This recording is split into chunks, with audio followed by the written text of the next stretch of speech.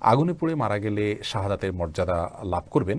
নবী করিম সাল্লাল্লাহু আলাইহি ওয়াসাল্লাম বিভিন্ন হাদিসে শাহাদাতের মর্যাদা লাভ করবে এরকম ব্যক্তিদের প্রকার উল্লেখ করা যায়। কোনো কোনো হাদিসে আসছে যে শাহিদু খামসুন, 5 ব্যক্তি শাহাদাতের মর্যাদা লাভ করবে। এর ভিতরে নবী করিম সাল্লাল্লাহু আলাইহি ওয়াসাল্লাম বলেছেন যিনি আগুনে পুড়ে মারা যান তার কথা। তেমনিভাবে পানিতে ডুবে মারা যান, কোনো কিছু নিচে চাপা পড়ে মারা যান, এই ব্যক্তিকে নবী করিম সাল্লাল্লাহু আলাইহি ওয়াসাল্লাম শহীদের মর্যাদা পাবেন বলে বলেছেন। পেটের পীড়া মারা গেছেন তাদের জন্য বলেছেন। আবু দাউদের একটি হাদিসে আসছে ওয়াসাহিবুল হারিকে শহীদ, যে ব্যক্তি আগুনে পুড়ে মারা গেলেন তিনি শহীদ হবেন, অর্থাৎ শহীদের মর্যাদা পাবেন। তবে এই শহীদ আল্লাহর রাস্তায় নিজের জীবন বিলিয়ে যিনি শহীদ হয়েছেন আল্লাহর দ্বীনকে বুলন্দ করবার জন্য, তার সমপর্যায়ের শহীদ হবেন না। তিনি হবেন শহীদে হাকিকি বা প্রকৃত অর্থে এবং সার্বিক বিচারে শহীদ। আর এভাবে যারা মৃত্যুবরণ করেন তারা হলেন হুকমান শহীদ, অর্থাৎ বিধানগতভাবে তাদেরকে শহীদ বলা হবে। তারা শহীদের সওয়াবটা লাভ করবেন, কিন্তু পৃথিবীতে একজন সাধারণ মানুষের মতো তাদেরকে গোসল দিবে, দাফন করতে হবে।